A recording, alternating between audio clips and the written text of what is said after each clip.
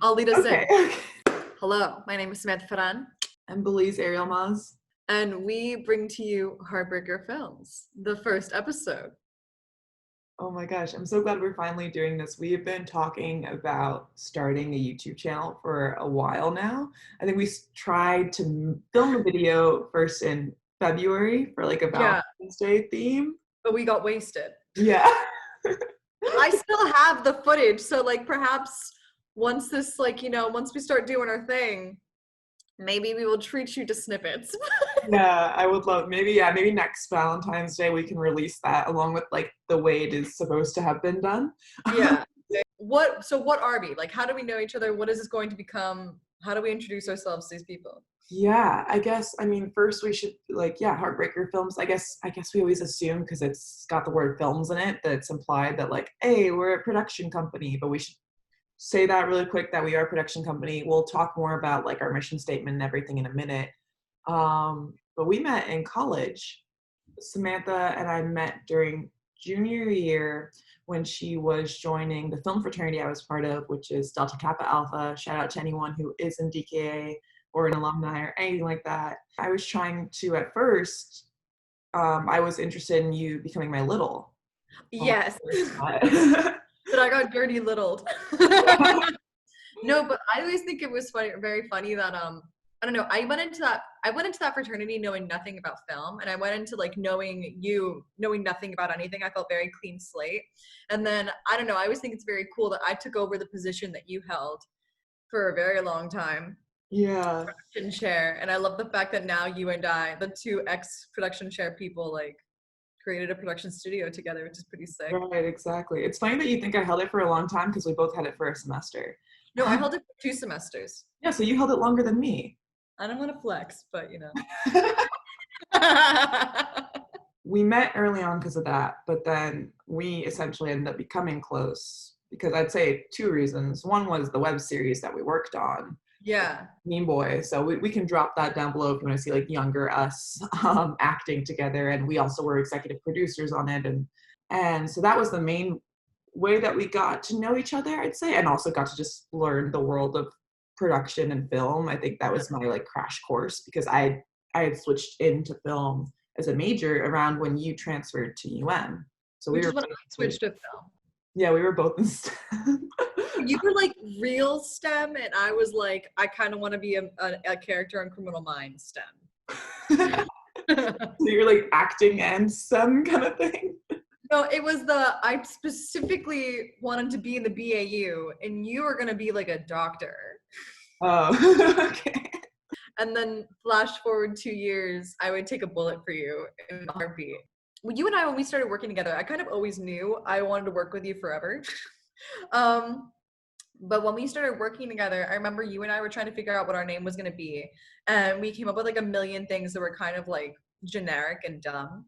And then we were like, well, what's something that's us? I think it's pretty random that we both shared people that like were incredibly close. But I think what's interesting is the fact that like we chose to do Heartbreakers because we wanted to have more of an active participation in that. It's like we didn't get our hearts broken. We were participating in the changing of our lives, which goes to what we want to do, which is romance.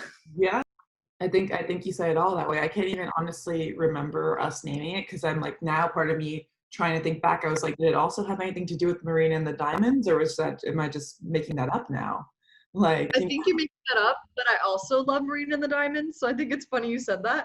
No, I remember that. I remember it perfectly because what happened was this: we were walking along the boardwalk. I remember the outfit you were wearing actually, and I remember the outfit I was wearing. I was wearing like a long maxi dress, and you were wearing like your stripy dress. Yes.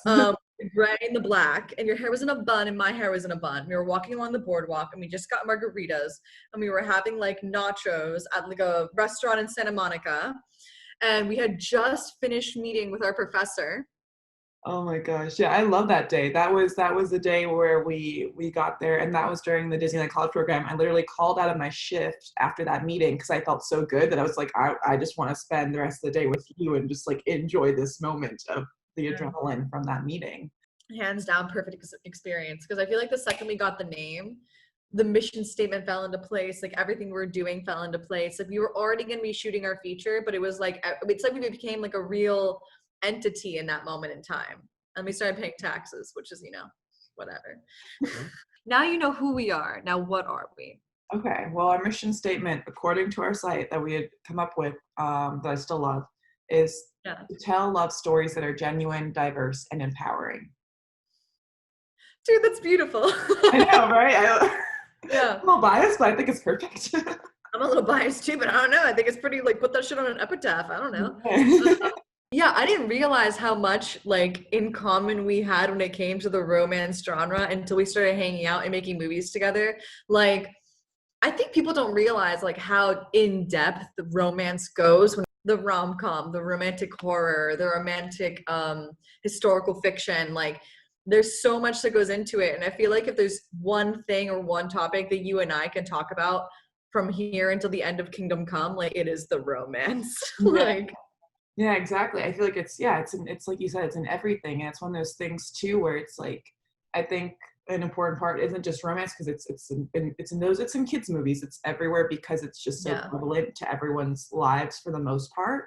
Not everyone ever, but you know, for the most part, which is why it comes up in any genre written. But I think also we did a great distinction of we put love stories, so it's not even just romance. It could be literally like the relationship that you have with your mother or something like that, and that's still a form of love. And that's why it's so beautiful that what would fall under our mission statement isn't necessarily just romance films either. It could be a film that has no, you know, relationship in it whatsoever other than like a family, for example, like that. But yeah, like films such as like Brave or like The Parent Trap. Like The Parent Trap has nothing to do with the romantic couple. It has to do with the love between these two sisters who are meeting each other for the first time. But that was a digression. So I think something that you and I really want to push forward in 2020 and for the years that we will be active to come is the modern day love affair, you know? I feel like people are sick of seeing like boy meets girl, boy loses girl, boy gets the girl again. They want to see that turned on its head. They want to see that come to life. And so I think something that's going to be very interesting through this YouTube channel here is our dissection of that concept and pushing it forward as a narrative. I think it's come up enough in our casual conversations where we've dissected things that I've been meaning to. And it's oftentimes where we're like, I wish I was recording that because that was gold. Yes. Because we've just had so many times where it'll come up where it's that, or it'll be like, why is this a stereotype that comes up in romantic films all the time? Or like, did you notice that this happens all the time but we never talk about it or address it, and that it's actually problematic as like a thing to teach people? But well in that regard, like in that line, like push forward with that, like what are some examples of things that we're going to talk about on this channel that it falls into this concept? Right. I mean, I think we're going to do specific themes for sure. So whether it be about like one specific movie or those kinds of movies, the different tropes that happen, whether that be like the playboy guy trope, or the whole trope of, you know, being the makeover trope of the girl getting turned into beautiful. Yeah. So I feel like there's so many common tropes that come up in romantic comedies specifically that are just interesting to pay attention to. There's less so in just like romance films. But overall, I think just anything, any specific movies or just heartthrobs that we like, of like characters that we feel are actually positive characters that we would aspire to want to have a relationship with. And then, you know, there's characters that are like put up on a pedestal that are terrible and we just want to dethrone them.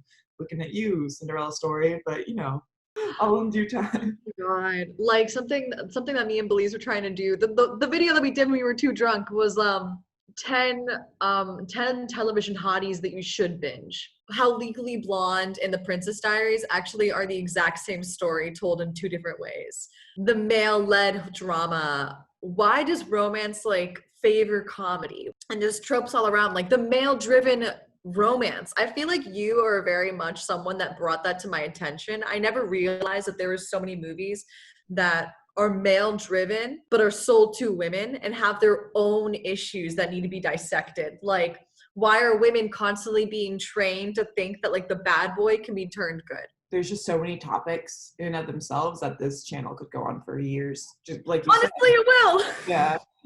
Yeah, and that is our goal. Our goal is to always just be posting videos on here, even as we continue to like make features. And something that also should be said is that we don't only write in feature length films. We have shorts, we have shows, we have, yeah, you name it, we've got something in development right now for it. If you could describe your taste in terms of creation when it comes to romance, what do you tend to like to swerve toward?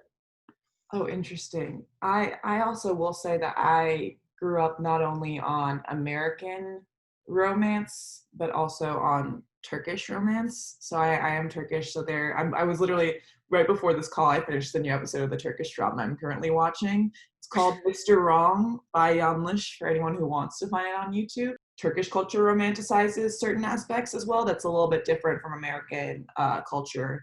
And then there's a lot of similarities. So that definitely has swayed it. But I guess my taste, I'm a sucker for rom-coms in general.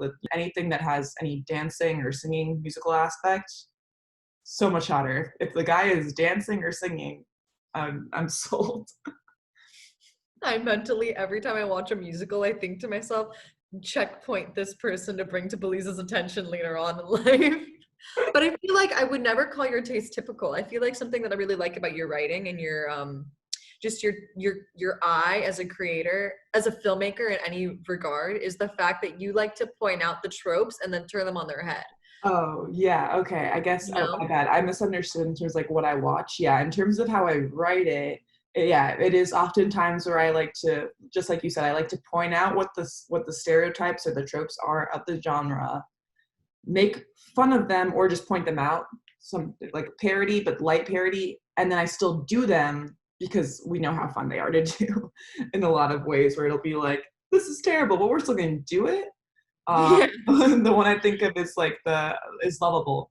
That was a short film that I was Sam thinking that. was one of the actresses in, that I wrote and directed, and I made it before Isn't It Romantic? And it essentially is the movie Isn't It Romantic, but as a It's not. It's not essentially isn't it romantic. It is literally verbatim, word for word, big budget. Isn't it romantic? And you made it before that movie came out. And when I saw the trailer to that movie, I was like, oh. And I love your like television shows that you want to put in development. Like I very much love like your taste in regard, because it's not typically what I go towards, but it is what I like to consume as well, because I like comedy. But what about you? Why don't you tell us a little? Because you're very very different than my sense. Opposite view, and it's hilarious. I like watching comedy, but I don't write comedy. I like to cry. I like to be scared.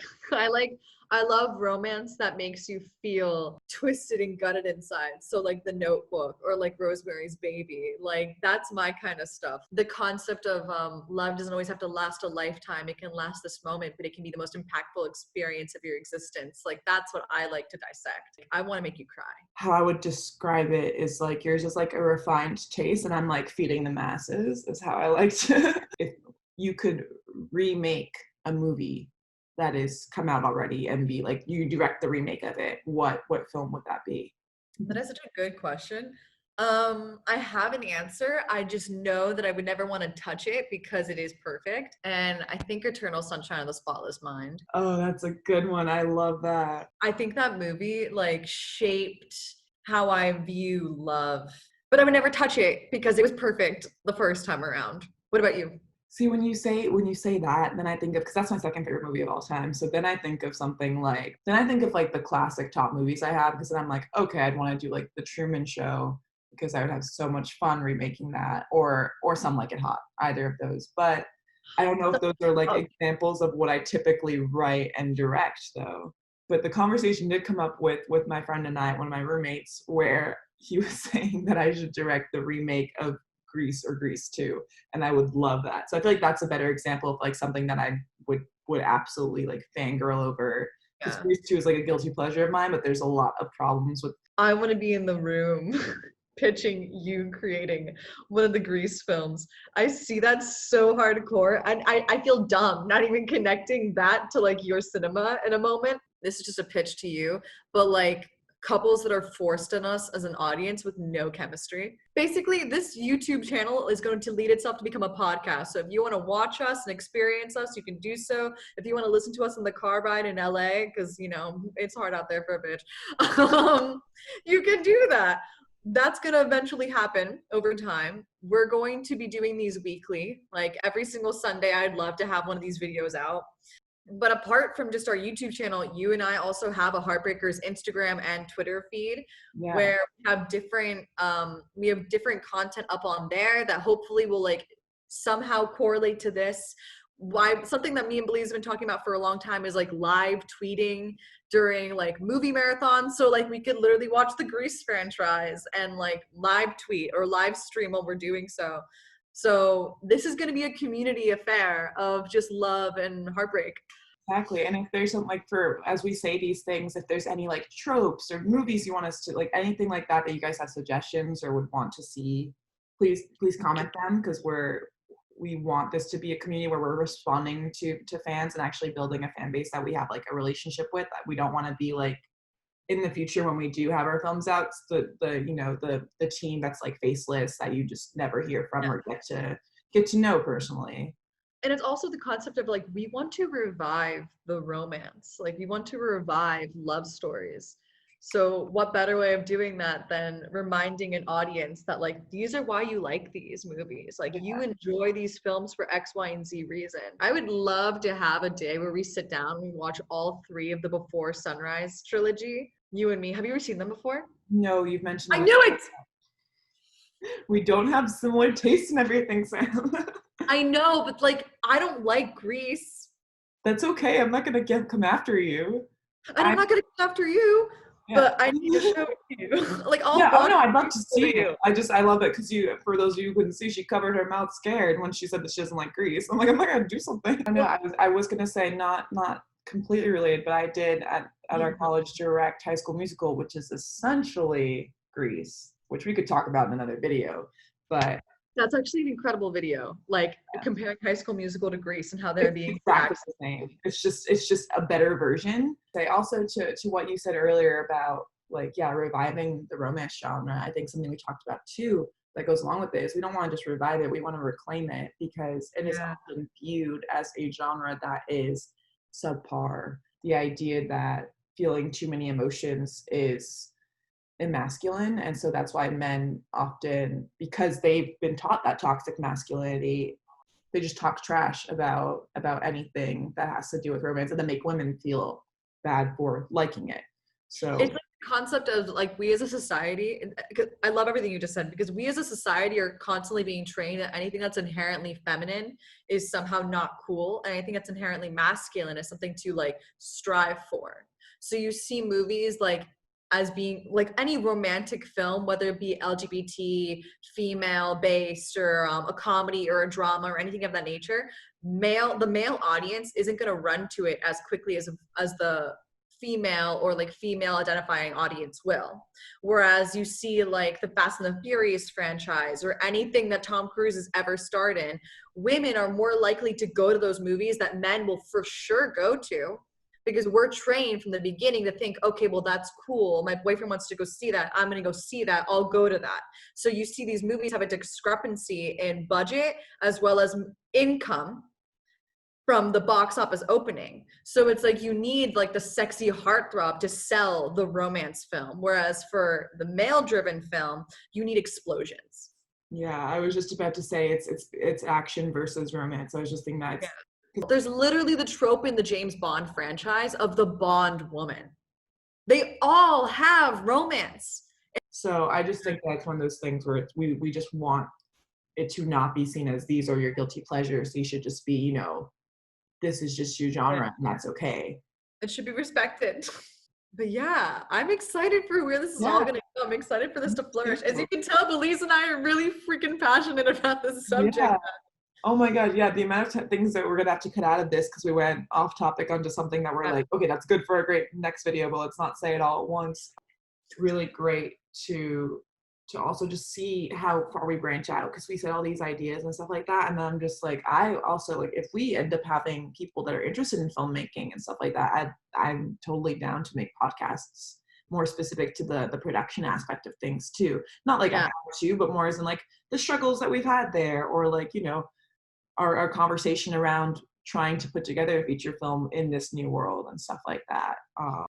I think that'd be a very interesting like series upon this YouTube as well, is like, oh, like this is just the behind the scenes of this. Like, you know, we have our weekly regular scheduled like discussion on romance, and then we Yeah. have our also like, hey, this is the behind the scenes of like us like trying to make this happen. Right, exactly. Kind of how I think DGA does it that way, where they just have the directors come in and like talk about behind the scenes of the making of the movies. And this, we can just talk about it as we're making it, so it's a lot more in depth and we, you know, less, I guess, beautified. Well, no, I think it'll also escalate because you and I also have like skits we want to do, and like That is true. we had, We have, yeah. yeah, we definitely like, I think you and I have very interesting personalities in terms of comedy, and I think that like we constantly come up with like little skits and little things here and there that we want to add to these YouTube videos. So I love the fact that we're just starting. Think about the fact that we're Ashley, Molly, and Iris. Yeah. Yeah, I think about that so much in terms of like what I think about with that series is I'm like, one day, like 5 years from now or 10 years from now, some fan is gonna find that. Or I just think about the fact that there's gonna be a few out there who loves the web series and then come across us later on, and then they are like the hipstery fans of us that are like, oh, geez, we knew the Ashley, Miley, and Iris before Beliz and Sam. Like, This is a suggestion. This is just a suggestion, because around the time I get back to you is gonna be around this time period anyways. is what you're gonna say that we should go and like find castle looking areas and dress up in gowns from the olden days and take a photo shoot, because I've been really wanting to do that lately. And I really hope that's what you're about to say. That's like on my bucket list. That's so specific.